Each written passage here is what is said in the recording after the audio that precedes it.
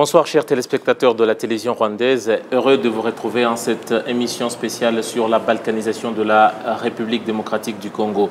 Ce soir, nous allons en savoir un peu plus sur ce mythe ou une réalité. Qui est derrière cette balkanisation? Qui sont les acteurs derrière cette polémique, si elle l'est, et si c'est une réalité? Nous allons en savoir ici. Les acteurs politiques congolais vont s'exprimer, les acteurs politiques rwandais vont s'exprimer, mais également les chercheurs vont nous partager leur avis sur cette question. Ce n'est pas que la balkanisation, mais également nous avons ce qu'on appelle ce sentiment de refoulement et ce sentiment plutôt de haine qui monte, c'est anti-rwandophone ou le peuple qui parle le Kinyarwanda dans le sud et le nord Kivu et un peu ailleurs dans le Congo. Pourquoi cette stigmatisation? Qui en profite? Pour en savoir, permettez-moi de vous présenter mon panel de ce soir. Je suis avec le secrétaire d'État au ministère des Affaires étrangères, l'ambassadeur Olivier Nduhungirehe, un habitué de la télévision rwandaise. Merci Edith pour l'invitation. Je suis également avec le docteur Chiaka Agé. Il est de la communauté Banyamulenge. Il connaît le Rwanda, la RDC où il est né. Il va nous en dire un peu plus sur cette stigmatisation, mais également les facteurs historiques. Nous sommes également avec Nyiringabo Gatete Ruhumuriza, qui est un chercheur et un avocat. Ici, il est aussi question de droits de l'homme, non? Oui, oui. Voilà, ce sont les trois que nous serons avec ici sur notre plateau. Mais bien avant de commencer, je pose la question d'une manière générale. Et ça fait plusieurs semaines maintenant, plusieurs mois, mais ces dernières semaines, nous avons vraiment suivi une certaine pression. On a senti vraiment que les choses ne sont plus que seulement de la spéculation. C'est une réalité. On sent une campagne, une idée qui prend place, qui s'installe sur la balkanisation du Congo. Nous avons pensé que nous avons laissé ça dans les années début 2000, où on a trop parlé de cette théorie. Monsieur l'ambassadeur, aujourd'hui, pour celui qui ne connaît pas également exactement cette théorie, y a-t-il un projet, un plan pour balkaniser le Congo? Merci beaucoup. Cette idée de balkanisation, c'est pas une idée nouvelle. Hein. C'est une idée qui existe depuis longtemps en République démocratique du Congo, sous diverses formes. Des fois, on l'appelle l'Empire Hima. Et donc, il s'agirait d'un plan du Rwanda, de l'Ouganda, de Burundi, de saucissonner un peu la République démocratique du Congo pour s'accaparer l'Est ou les territoires de la RDC, soit en y déversant une partie de la population et en annexant ce territoire. Donc, ce sont des théories du complot. Et des fois, la population, c'est vrai, veut une sorte d'échappatoire à leur propre misère. Et donc, des politiciens qui mettent de l'huile sur le feu, ce sont les plus à condamner parce qu'ils surfent sur ces peurs et ils les encouragent. Mais on a vu ces derniers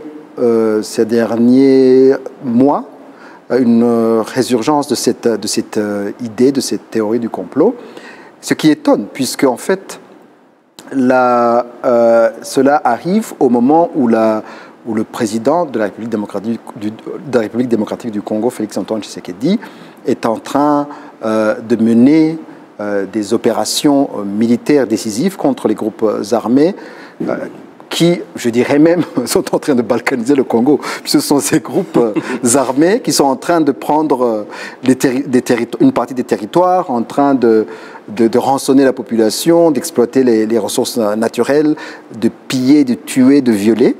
Et donc, il y a une action des forces armées de la République démocratique du Congo, mais c'est curieusement à ce moment où cette théorie de balkanisation du Congo qui est dans les milieux politiques de l'opposition, de ceux qui n'ont pas gagné les élections, mais aussi de certains du clergé qui mettent de l'huile sur le feu alors que la situation et le contexte ne s'y prêtent pas.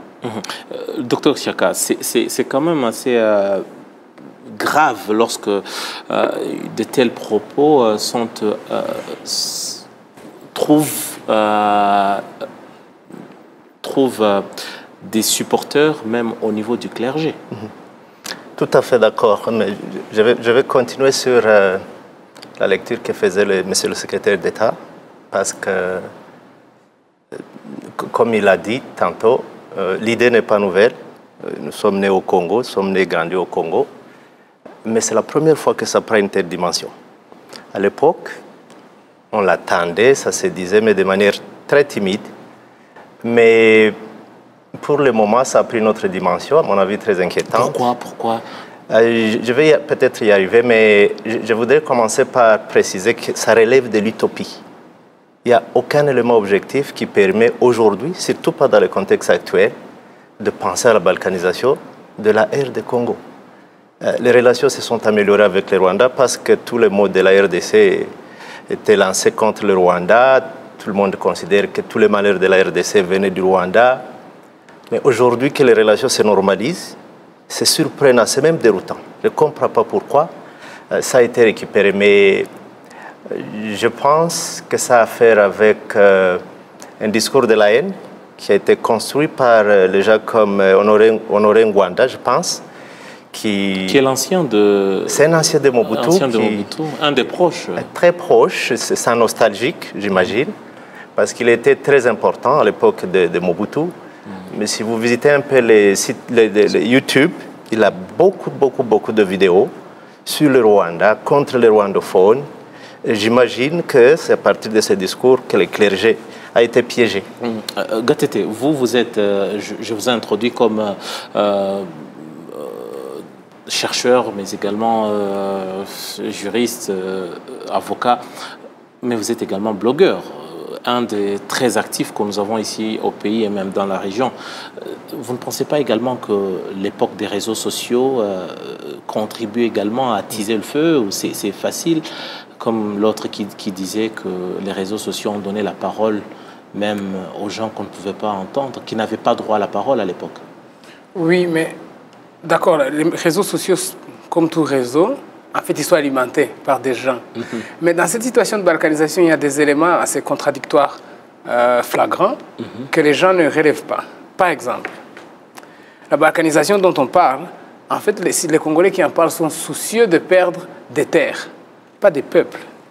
Vous m'avez annoncé comme avocat des droits humains. En fait, c'est une sorte de fantasme. Les Congolais pensent que les terres sont tellement riches qu'ils attirent la convoitise des voisins. Ce qui est vrai ou pas, mais en réalité, il y a eu massacre de Banyamulenge. Je n'ai pas vu un seul politicien congolais monter au créneau et parler et dénoncer les massacres. Et il y en a eu. Il y en a eu. Comme Moïse Nyarugabo et autres. Ce ne sont pas eux qui parlent de balkanisation, justement. Ils ont dénoncé les massacres. Oui, mais moi je parle des politiciens qui parlent de balkanisation aujourd'hui. Ils ne se soucient pas des réalités et des violences auxquelles font face le peuple. Ils parlent de la terre, ils parlent du sous-sol de la terre.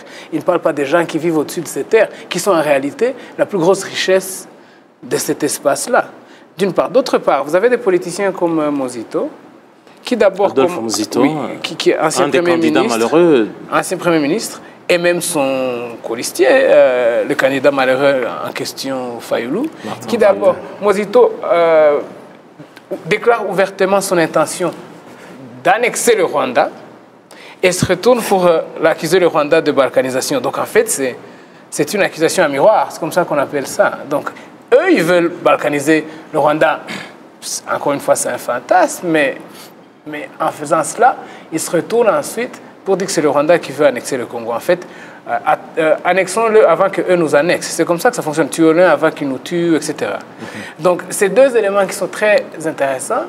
D'une part, le fait qu'eux expriment ouvertement leur intention d'attaquer et d'annexer le Rwanda. Il n'y a aucun politicien, et je parle sur le contrôle technique du ministre, il n'y a aucun politicien rwandais qui a souhaité annexer, attaquer, etc. le Congo. Au contraire, Mais des politiciens congolais, de l'opposition, j'entends, peuvent ouvertement dire il nous faut, et au Parlement congolais, un mois ne passe qu'ils expriment ce souhait là-bas. Donc en fait, c'est ça les questions que je suis surpris qu'elles ne soient pas relevées.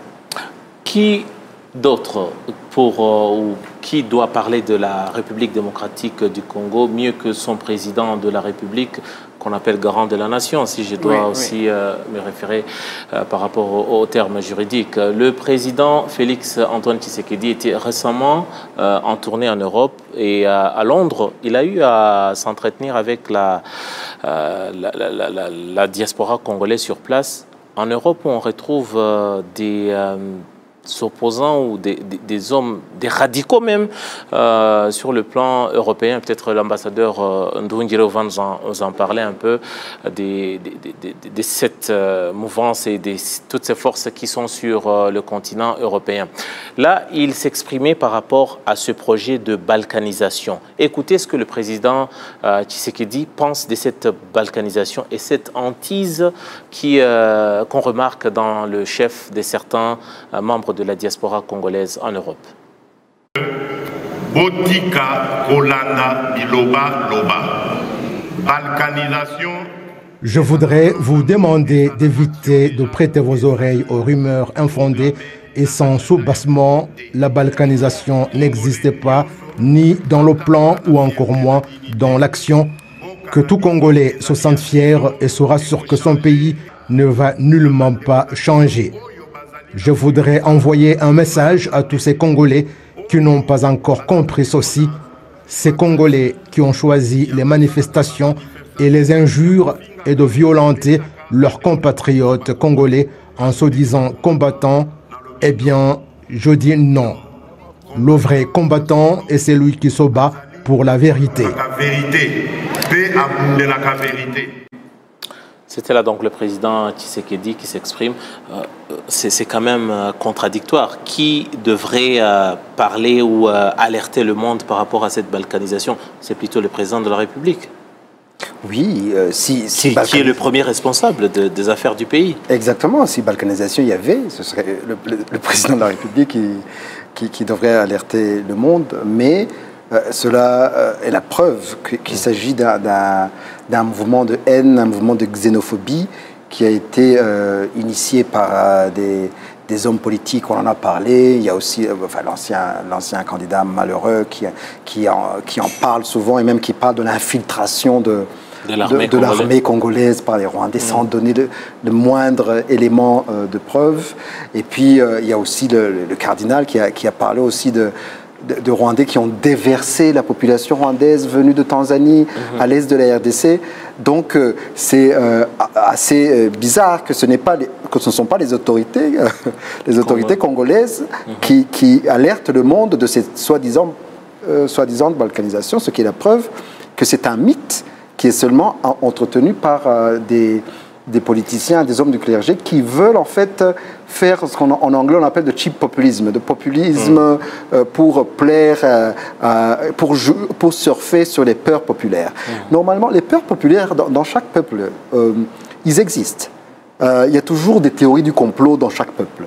Mais c'est la responsabilité des hommes politiques d'être droit et d'expliquer à la population, comme le président Tshisekedi vient de le dire, de dire à la population la vérité et de ne pas surfer sur ces peurs populaires. Et le problème, c'est qu'on a même des membres de l'administration qui s'adonnent à ces théories sur les réseaux sociaux et autres, ce qui est vraiment irresponsable de leur part. Mais Monsieur le ministre, nous avons la République démocratique du Congo qui a 9 voisins.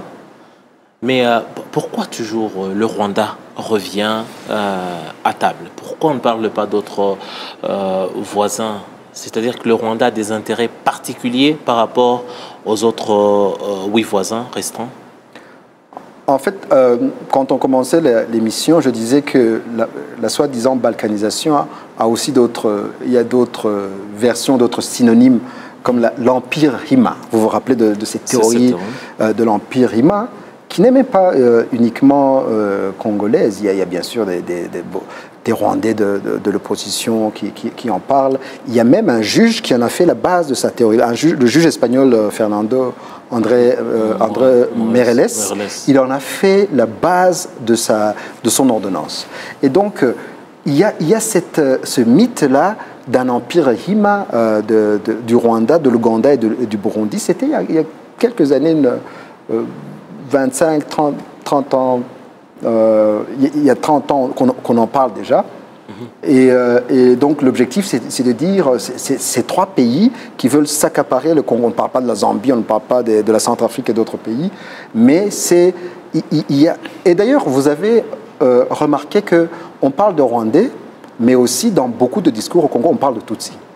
Donc ça existe souvent. Et donc il y a ce mythe-là d'une conspiration des Hima, des Tutsis contre le Congo, ce qui est vraiment dommage que ce soit même au niveau des cardinaux ou des hommes politiques de premier plan qui font ce genre de discours de haine et de xénophobie. Le docteur Agé semble avoir un point, quelque chose à rajouter par rapport à ça. Je voudrais juste dire que le mythe hamitique, à mon avis, c'est la matrice idéologique de tout ce qui se trame, de tout ce qui se dit autour de la balkanisation, mais on peut peut-être commencer par la sécession. Ça n'a pas commencé avec les discours du clergé ni du candidat malheureux, Adolphe Muzito. Déjà 11 jours après l'indépendance de la RDC, il y a Moïse Tshombe qui proclamait... Vous parlez de la sécession katangaise. Katangaise. Au sud, loin du Rwanda. Loin du Rwanda. Okay. Et parfois, ils en parlent eux-mêmes. Même actuellement, il y a des mouvements de sécession au Katanga, des tendances qui s'expriment au pays comme à l'étranger. 11 jours seulement après l'indépendance du Congo, à l'époque. Mais on n'en parle pas. Il y a des gens qui s'autoproclament sécessionnistes, mais on continue à regarder du côté de l'Est. Il y a le Rwanda. À mon avis, c'est le mythe hamitique. Le mythe hamitique suggère 3 niveaux de différence. La différence d'origine, la différence d'ethnie, parfois même de race. Ils parlent même de race. C'est incompréhensible. Et la différence chronologique quant à l'arrivée dans la région. Et donc, ces Tutsis-là sont considérés comme des derniers arrivants, et donc déjà qui n'ont pas le même droit comparé aux autres. C'est pour cela, à mon avis, que la même théorie revient toujours. Et pour les gens qui connaissent bien la RDC, les rwandophones, Hutus, je dis bien autres que Tutsis, ne font pas face à cette forme de xénophobie, de haine et de rejet, au même titre que les Tutsis, qu'il s'agisse du Sud ou du Nord Kivu. À mon avis, le mythe hamitique reste un problème très sérieux, malgré son caractère artificiel. Gatete, très récemment, toi, tu as publié un article dans Jeune Afrique où tu revenais sur cette hantise. Et toi, tu es même allé loin par rapport à cette théorie. Tu as parlé d'une région qui même a appartenu au Rwanda autrefois. Et tout le monde ne t'a pas... Tout le monde n'est pas d'accord. C'est assez controversé. Oui, alors, écoute, pour ne pas créer pour peut-être lever la polémique, c'est que le partage de l'Afrique est tel qu'il est aujourd'hui. La meilleure chose est de savoir que l'Afrique, tout le monde s'en tient aux frontières qu'il a. Mais maintenant, il y a une raison pour laquelle il y a des communautés rwandaises dans cette partie du Congo. Parce que le mythe, c'est le fait qu'ils soient arrivés après. Il y en a qui étaient là depuis le premier jour. C'est là, chez eux, c'est là-bas. Il n'y a pas que les Banyamulenge, il y a des Banyejomba, il y a Banyamasisi, il y a Banyaruchuru, il y a Banyabibwe, etc. Et puis il y a d'autres... Nous avons les Hima dans le nord. Il y a les gens à Ituri, les Hema. Les Hema et les... Oui. Alors, ces peuples-là ne sont pas allés... Enfin, il y en a qui sont partis dans les années 70, dans 59, 60, 70, même avant. Dans les années 30. Oui, avant, quand ils allaient travailler dans les mines, etc.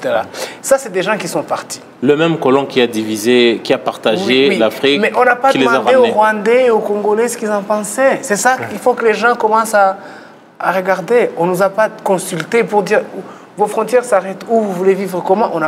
On a utilisé une latte, on a fait comme ça.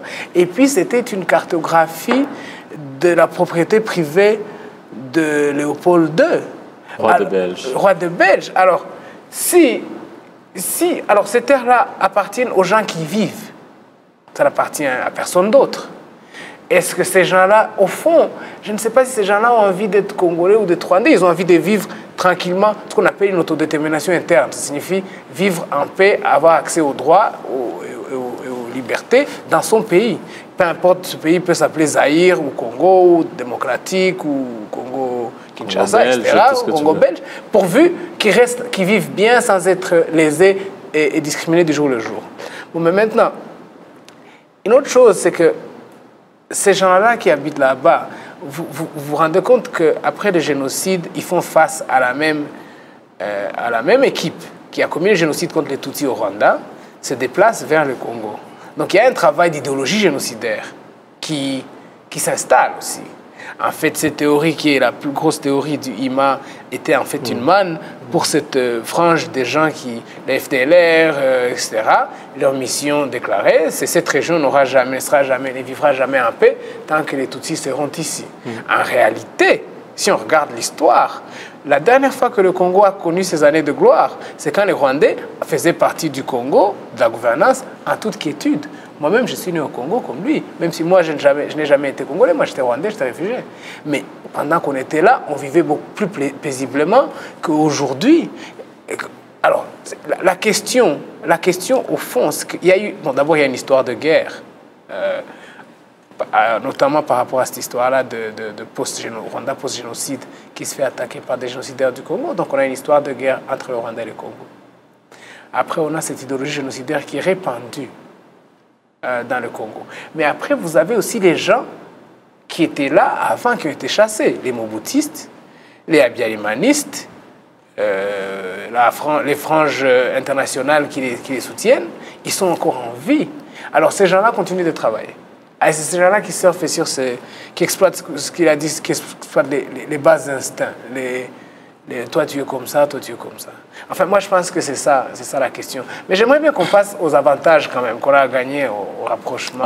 On va revenir là-dessus, mais j'aimerais également aussi qu'on puisse suivre l'intervention du gouverneur du Nord Kivu, parce que chaque fois, les problèmes qui ont toujours été cités, historiquement parlant, le Nord et le Sud Kivu ont toujours été pointés du doigt par les mêmes personnes. Ce sont les deux provinces, du moins, qui sont, entre guillemets, menacées de balkanisation, qui doivent partir les premières, selon cette théorie de balkanisation.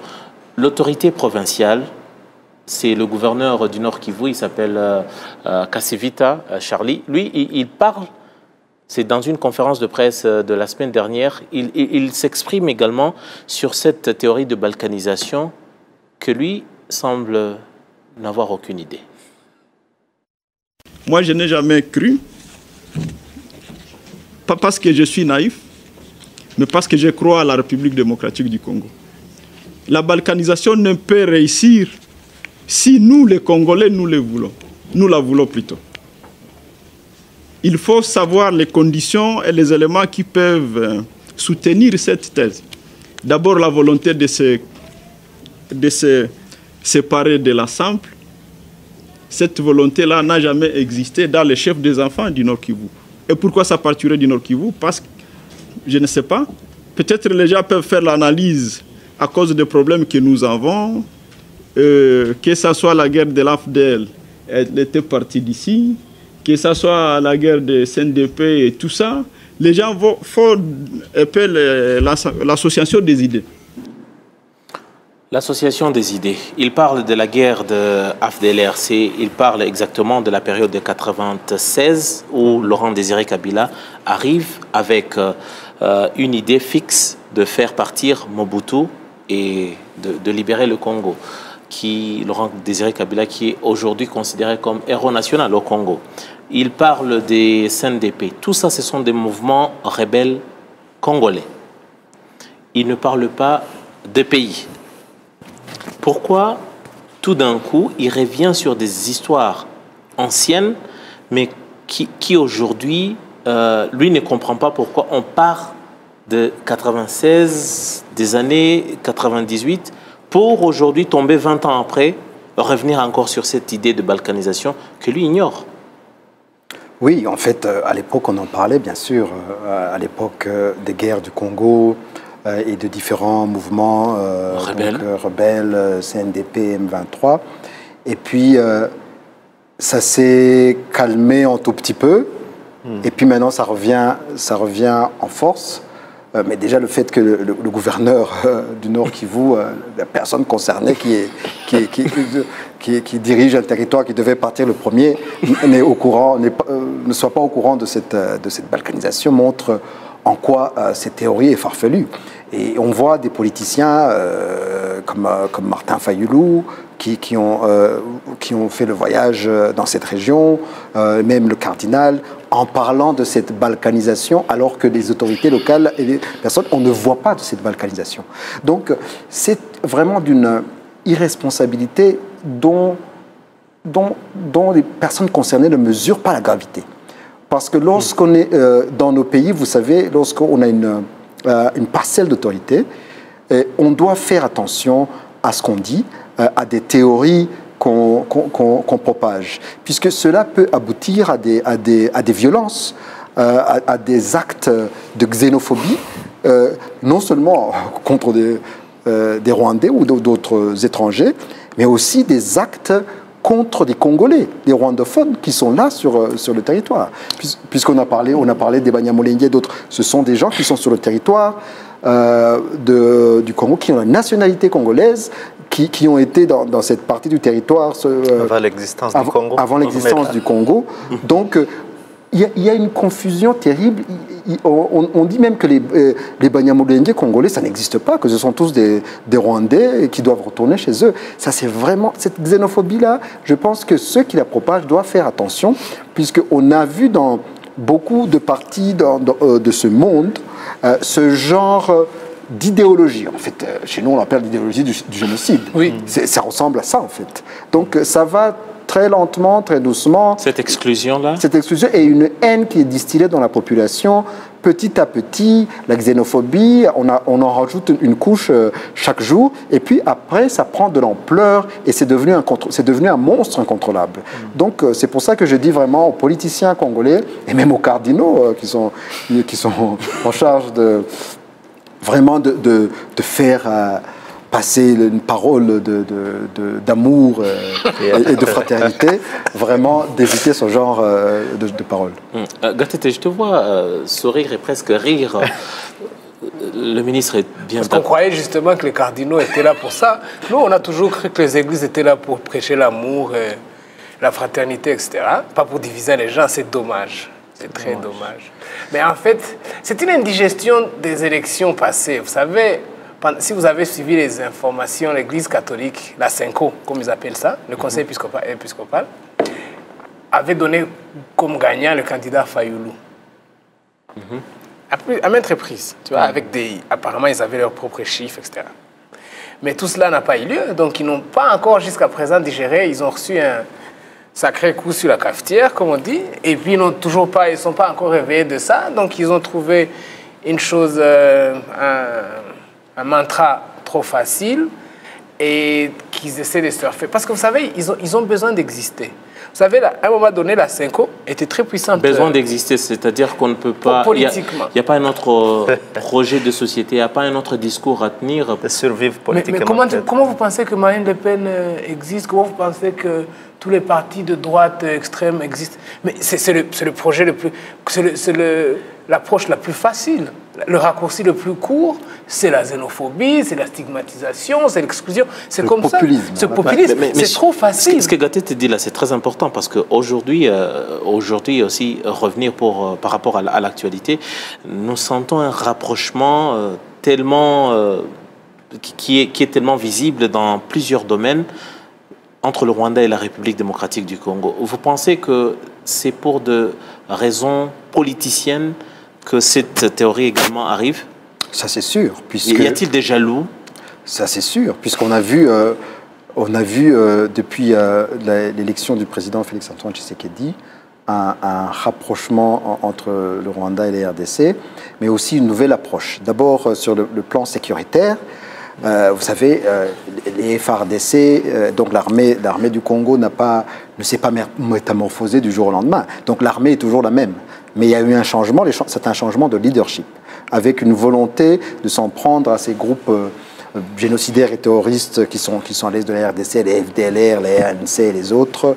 Et vous avez vu que l'année 2019 a été vraiment une année terrible pour ces groupes dont beaucoup de leaders ont été tués ou arrêtés.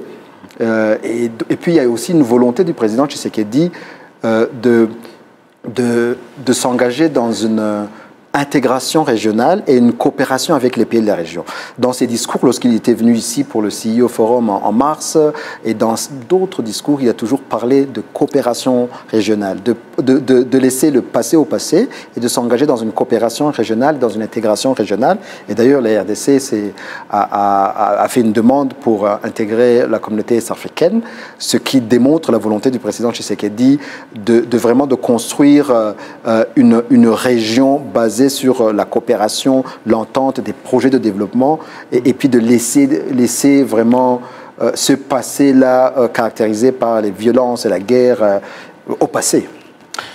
Justement, le passé a été lié par rapport aux questions de sécurité au niveau de la région. C'est également par rapport au discours du cardinal Fridolin en Bongo, si je me rappelle bien. Il a parlé des mouvements de troupes au niveau de la sous-région. Il parle des ADF Nalu. Il y a toutes sortes d'amalgames un peu. On a du mal à comprendre exactement qui est qui fait quoi.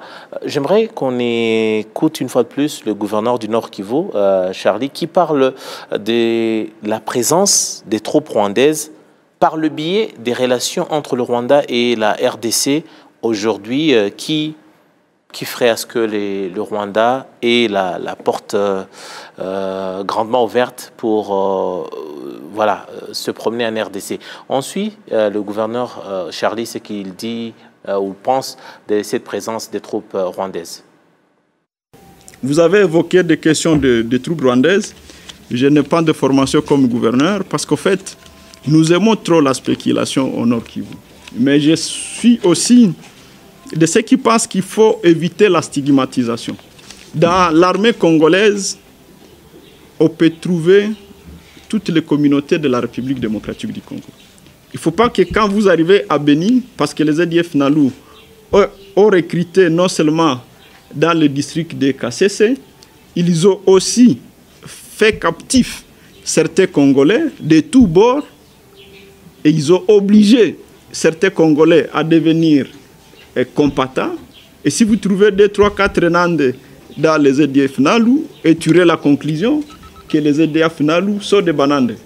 Et on doit éviter des questions de généralisation au Nord Kivu parce que ça déconcentre les efforts fournis par l'armée. Je sais qu'à Nyabiondo, il y a des groupes armés. Il y a un PCLS, il y a même un DC de Guido qui se battent, qui endeuillent.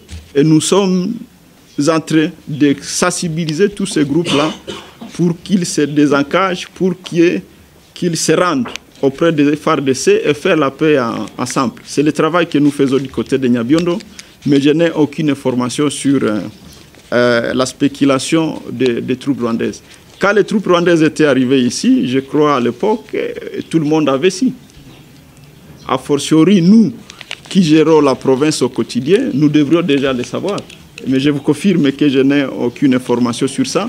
Mais dans cette région de la République, je sais qu'il y a trop de spéculations. Il suffit qu'on trouve quelqu'un dans l'armée congolaise qui parle une langue apparentée aux pays voisins, on fait des conclusions. C'est la même chose partout quand vous êtes sur les frontières du Bas-Congo avec l'Angola, on peut facilement confondre les gens du côté Kaemba. Et d'ailleurs, c'est une histoire, Kaemba a été connue à cause des spéculations aussi comme ça. Docteur Siaka, c'est quand même trop de vérité, peut-être qui fâche également ce qu'il dit là. Pourquoi, quand il s'agit des autres communautés, qu'on retrouve de part et d'autre de la RDC, c'est-à-dire en Angola où on retrouve les Lunda, ou au Katango on retrouve les Bemba et autres. Pourquoi quand il s'agit d'avoir des hommes en uniforme rwandophones, ça pose problème? Cela pose des Pourtant, problèmes. ils se battent pour la République. Oui, ça revient toujours à la théorie le mythe mythique. Parce qu'il ne faut pas oublier que la haine contre le rwandophone en RDC a toujours servi de fonds de commerce. Pour tout politicien qui fait de la base politique ou de la politique politicienne, il faut toujours chercher à entrer par cette petite porte ou même par une fenêtre, peu importe les conséquences que cela entraîne. On le disait tantôt, comment un homme d'église, un cardinal, se permet, et j'estime que l'église catholique est implantée partout en RDC, je suis très sûr qu'ils ont beaucoup d'accès à l'information et donc ils savent la vérité par rapport à ce qui se passe. Donc en faute de commerce, il faut absolument montrer qu'il y a des rwandophones qui sont entrés au Congo. Et ça a servi pendant des années, particulièrement à l'Est. Dans d'autres régions, je ne vois pas de problème par rapport à cela. Ouais. L'ambassadeur Nduhungirehe, le Rwanda aujourd'hui, par rapport à cette victoire des troupes congolaises sur les groupes rebelles, terroristes qui se vissent dans la partie est du Congo, je ne sais pas si le Rwanda n'a pas le droit d'exprimer ses inquiétudes par rapport à certains groupes qui opèrent dans la partie Est, où le Rwanda devrait peut-être se calmer et croiser les bras, voir ce qui se passe. Tout gentiment, non? C'est difficile, puisqu'en fait, il faut savoir que en fait, cette situation à l'est de la RDC a pris une autre tournure avec le génocide perpétré contre les Tutsis. Et donc, ces ex-FAR, donc l'ancienne armée qui a commis le génocide, avec les miliciens qui se sont allés, qui se sont installés. Et d'ailleurs, les Nations Unies n'ont pas bien géré l'affaire. Ils ont laissé ces groupes se mélanger avec les réfugiés et ils ont contrôlé les camps. Et puis, ils ont formé, ils se sont réorganisés, ils ont formé une armée qui s'est appelée ALIR et puis qui s'est appelée FDLR. À 2 mètres de la frontière. Exactement, à 2 mètres de la frontière, qui s'est appelée FDLR. Et puis, les FDLR se sont divisés en plusieurs factions. Il y a Rudurunana, il y a CNRD, etc. Et ce sont des groupes génocidaires qui ont juré de déstabiliser le Rwanda et de reprendre le pouvoir. Et puis, il faut voir, l'année passée, ce qui a été fait de ces opérations, ils ont quand même eu beaucoup plus de résultats que les 24 dernières années réunies. Ce qui est déjà une excellente chose, puisque avant... Ça doit fâcher certains esprits. Ça doit fâcher. Oui, ça fait déjà... Dans le temps, avant le président Tshisekedi, des fois, on s'entendait avec le gouvernement pour faire des opérations, et vous vous rappelez des opérations Moja Wetu, etc. Et puis des fois, ça se compliquait, il y avait des relations troubles à l'époque. Mais quand même, l'année passée, l'année 2019, et ça a continué cette année, on a vu quand même qu'il y a une volonté du président Tshisekedi d'en finir avec ces groupes armés. Parce que ce sont des groupes armés, bien sûr, qui veulent déstabiliser le Rwanda, mais qui, en premier lieu, déstabilisent le Congo. Ces groupes tuent des Congolais, violent les Congolais, pillent les Congolais et exploitent les ressources naturelles des Congolais. Donc, s'il y avait des gens à vouloir qu'on les éradique, ce sont des Congolais, y compris ces politiciens-là. Donc, c'est pour ça que... Donc, pour le Congo, ces groupes ne sont pas une menace. C'est plutôt... les peuples congolais vivent avec tous ces malheurs au quotidien. Pour le Rwanda, c'est une menace.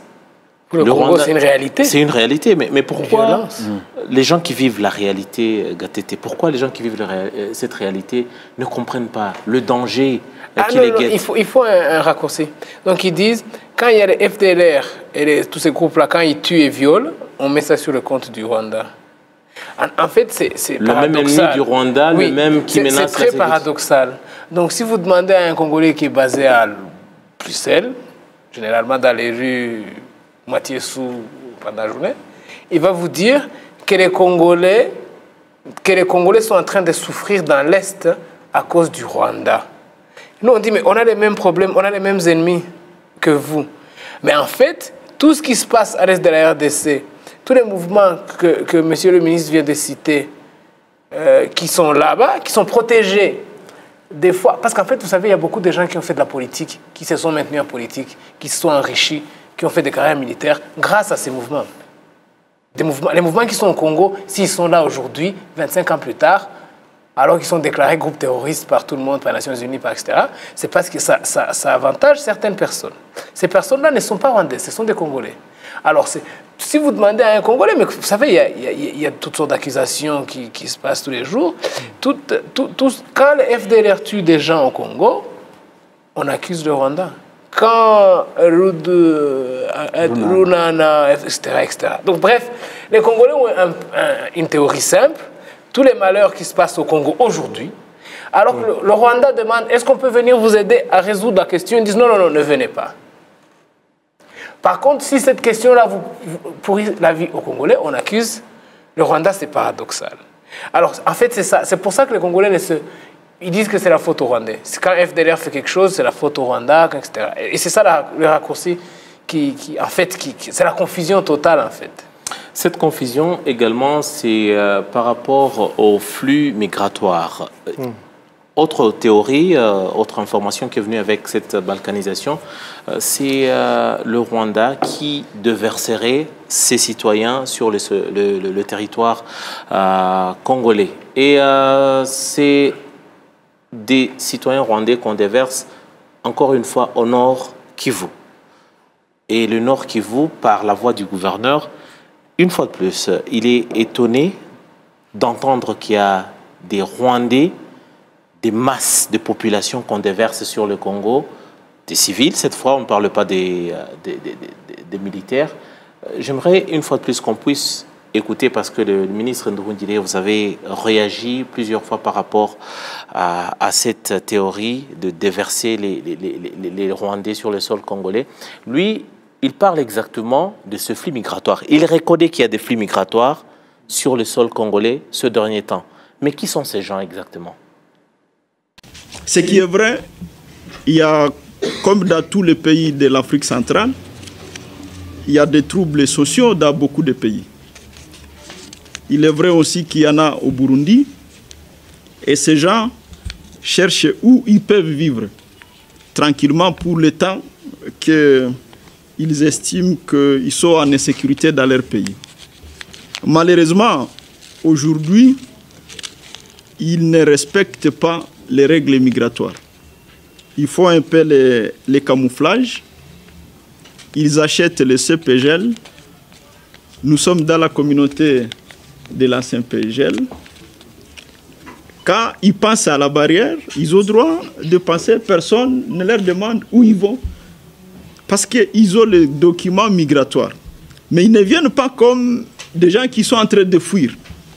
Arriver peut-être à Bukavu ou dans un des villages du Sud Kivu, ils se constituent en groupe pour venir à Goma. Parce qu'ils estiment que la vie à Goma elle est plus attrayante peut-être qu'ailleurs. C'est la raison pour laquelle le comité provincial de sécurité était alerté. Et je peux vous dire qu'on est en train de rapatrier certains qui ne sont plus dans les conditions. Mais pendant qu'ils ont les documents migratoires, documents de la CPGL, dans les 3 mois, sur le plan de la procédure de la circulation de personnes entre les pays, nous respectons ces règles. Mais quand ils seront dans l'irrégularité, on est en train de les rapatrier. Et pour des raisons de sécurité, on ne peut pas rapatrier 1000 personnes parce qu'ils vont vous fuir. Il faut trouver des gros moyens pour ça. Et nous avons déjà fait des rapports aussi à Kinshasa parce que c'est un problème qui engage les 2 pays. Les 2 pays, on ne parle pas de 3 pays. Ici, on parle de flux migratoires. Venu du Burundi. Venu du Burundi. Il a parlé du Burundi, je pense. Il parle du Burundi, mais une fois de plus, on se demande, au XXIe siècle, en 2020, le Burundi et le Rwanda, c'est toujours ce même pays, ce même peuple. Oui. Mais en fait, il faut se rappeler des paroles du cardinal Fridolin Ambongo. Justement, c'est le cardinal lui, qui a parlé. Il a utilisé le terme « déverser ». le Rwanda est en train de déverser des populations qui étaient réfugiées en Tanzanie dans un objectif de balkanisation. Ce qui est vraiment assez étrange. Mais ça, c'est le gouverneur du Nord Kivu. Et on entend la province dans laquelle on a déversé. Exactement. Mais on n'a pas déversé. Non, ça, la province dans laquelle, selon le cardinal, on a déversé. C'est ça. Donc le terme déverser est un mot fort et un mot irresponsable. Et donc on a entendu le gouverneur, il n'est pas au courant de ce déversement de la population rwandaise dans sa province. Il parle des problèmes qu'il y a au Burundi et des flux migratoires à partir de ce pays.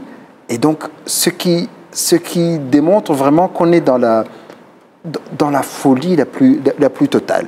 On a des gens qui sont vraiment, qui sont des notables, qui ont une responsabilité et qui s'adonnent à des théories du complot qui sont vraiment assez dangereuses si elles sont entretenues. On voit bien que ça fait quand même quelques mois qu'on est en train de parler de cette soi-disant théorie de balkanisation parce qu'elle a été portée par des hommes politiques et des hommes d'église. Et donc, c'est vraiment une théorie qu'il faut combattre et qui caractérise aussi une volonté de nuire à l'actuel président et à son action. Vous parlez du cardinal Fridolin, mais on a vu même jusqu'au Sénat, certains responsables au niveau du Sénat, dont la responsable des affaires étrangères au niveau de la commission sénatoriale, qui également parle de la balkanisation. On sent que c'est quand même à tous les niveaux de la vie politique ou de la vie... les gens ont du mal vraiment à comprendre un peu la réalité. C'est une confusion totale, mais j'ai suivi le discours du cardinal Fridolin. J'ai suivi le discours un peu avant de l'ex-premier ministre Adolphe Muzito. Adolphe Muzito. Le discours a été repris par d'autres acteurs politiques au niveau régional. Il y a un mouvement dont l'ex-ministre Bitakwira. Il y a eu tout un mouvement entre ce qu'ils appellent les notables du Sud et du Nord Kivu, le Grand Kivu, pour dénoncer la balkanisation. Je crois que c'était à l'occasion d'une conférence et tout le monde est sorti et s'est exprimé devant les médias pour dire non à la balkanisation, avec des longs discours. À mon avis, le rapprochement entre le Rwanda et la RDC fait beaucoup de jaloux. Et parfois, je suis même tenté de considérer qu'il y a déjà une sorte de perspective électoraliste. Est-ce qu'ils ont en tête 2023, ils commencent déjà à discréditer le président Tshisekedi en vue de se positionner. Je pensais de considérer toutes les hypothèses comme possibles. Cette balkanisation va également avec ce sentiment anti-rwandophone. Toujours au cours de la tournée du président Félix Tshisekedi, il s'est exprimé sur la question de ce sentiment et il rappelle qui est congolais et qui ne l'est pas et surtout quelle est la direction que le pays a prise aujourd'hui par rapport à tous ses fils et filles.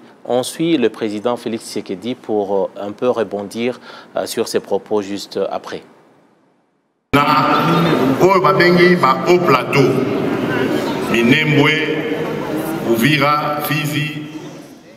Je voudrais échanger avec vous à propos de la situation dans les hauts plateaux de Minembwe, Fizi et Uvira.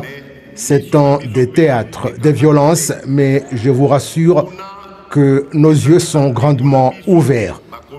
Sur place, il y a des problèmes de cohabitation des communautés. D'un côté, nous avons les Banyamulenge et d'autre part, nous avons nos frères Babembe, les Bafulero et d'autres.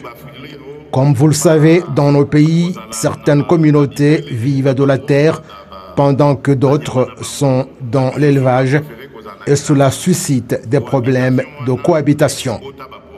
C'est cela qui a abouti à la naissance de la haine avec certains de nos frères qui ne veulent pas de leurs frères Banyamulenge il leur exige de partir et de quitter leur terre.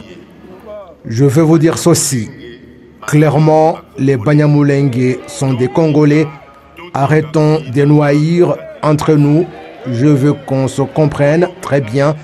Les Banyamulenge sont sur le sol congolais depuis des générations. Des générations et des générations. Docteur Tchaka, c'est clair ce que le président Félix dit, mais aujourd'hui, pourquoi toujours les gens ont du mal à accepter cette réalité, les Banyamulenge? Quand est-ce que les gens comprendront la ligne de démarcation entre les Banyamulenge et le Rwanda? Le président Tshisekedi a tout à fait raison et il n'a fait que répéter ce que tout le monde connaît depuis. Les Banyamulenge existent au Congo depuis le XVIIe siècle, si vous avez lu Alexis Kagame. Ils ne sont pas partis le même jour. Il y a eu des mouvements qui ont suivi, mais des siècles et des siècles, basés au Congo. Le rejet est lié à une sorte de folie, comme quoi une certaine morphologie ne correspond pas à un état donné, à une certaine région. Comme si ils ne sont pas éligibles à être des citoyens congolais à part entière.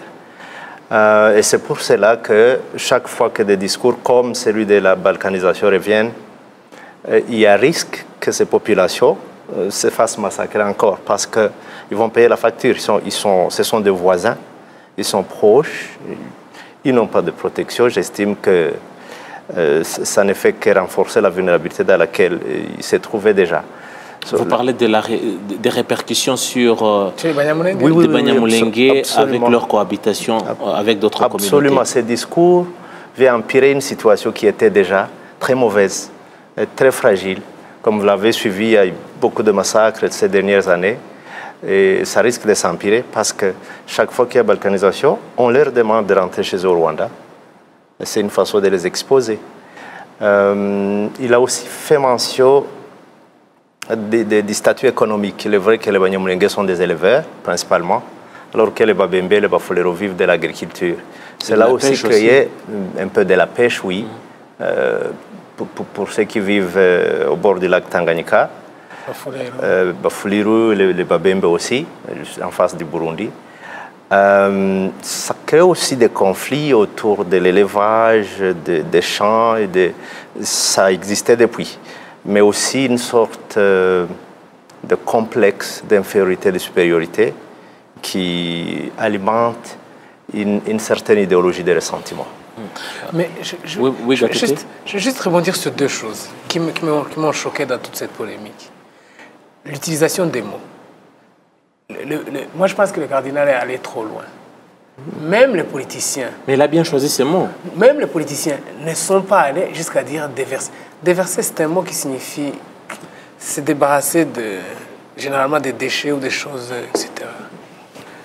Quand vous dites... Et puis, vous savez, quand le Rwanda a déversé des Rwandais au Congo, ça s'est su, ça s'est vu à la télévision. Il y avait des marées humaines qui sont parties. Mais là, vous parlez de la période 94. Après le génocide. Alors, quand on parle des êtres humains, vous savez, même les politiciens occidentaux, ils n'ont jamais dit que l'Afrique déverse. C'est un terme, pour un homme de l'Église en plus, le terme déverser, c'est déjà un problème. Ensuite, quand j'ai regardé la vidéo où Tshisekedi est en train de parler de Banyamulenge, il y a des bruits dans la salle, comme quoi on n'en veut pas.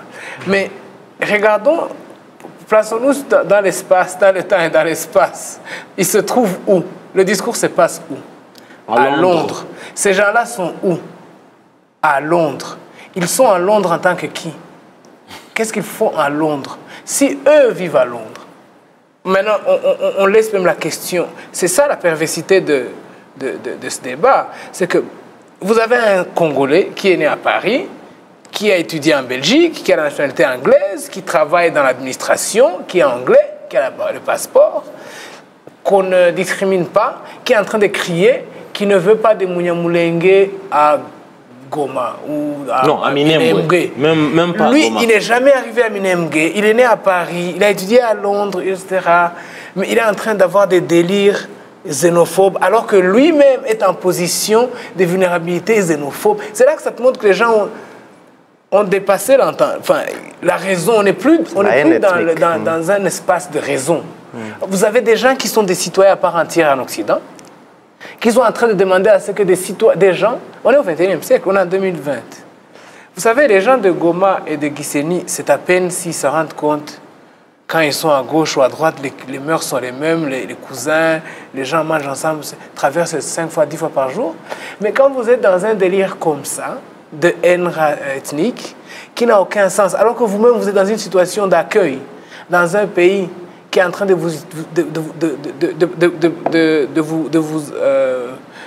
donner du travail, vous donner la nationalité, vous donner vos droits, mais vous voulez refuser des droits aux gens qui ne sont même pas comme vous, qui ne sont pas des immigrants, ceci dit.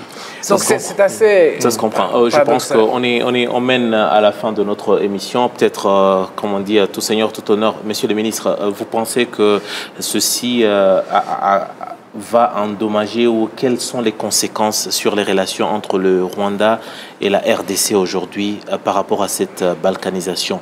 C'est une situation à négliger ou à prendre au sérieux? En fait, les relations entre la RDC et le Rwanda, ce sont des relations d'État à État. Donc, du gouvernement congolais dirigé par le président Félix-Antoine Tshisekedi et le gouvernement rwandais du président Paul Kagame. Et ces relations, comme on l'a dit, sont bonnes et se basent sur une volonté de dépasser le passé et puis de nous engager sur une coopération économique sur de bonnes bases, alors que dans le même temps, le gouvernement congolais s'est engagé à éradiquer les groupes armés. Donc, qui est des hommes politiques ou des hommes d'église ou même de la société civile qui ne soient pas contents de cette situation et qui font de l'agitation xénophobe, cela, je pense, ne va pas nuire aux relations, mais il faut quand même être vigilant. C'est pour ça qu'on fait aussi de la pédagogie et qu'on parle de la situation réelle et des intérêts de nos peuples, puisque quels sont les intérêts du peuple rwandais, du peuple congolais? C'est d'abord de vivre dans la paix. Et pour vivre dans la paix, c'est que ces groupes armés ne soient plus en état de nuire à l'est de la RDC, et puis qu'on s'engage dans la voie de la coopération et de l'intégration régionale. Et les deux gouvernements ont la volonté pour arriver à ce but. Et voilà donc ce qui nous mène à la fin de notre émission spéciale sur la balkanisation de la République démocratique du Congo. Théorie, mythe ou réalité? On va suivre cette question de près. Au moment opportun, on reviendra à vous avec force et détails. Permettez-moi de remercier mes trois invités, dont le ministre, le secrétaire d'État au ministère des Affaires étrangères et de la coopération internationale, l'ambassadeur Olivier Nduhungirehe, mais également le docteur Chiaka Agé, et également Gatete Nyiringabo, Ruhumuriza. Je suis Edis Abiti, c'est la télévision rwandaise. Merci d'avoir été des nôtres et surtout bonne suite de programmes sur la télévision rwandaise.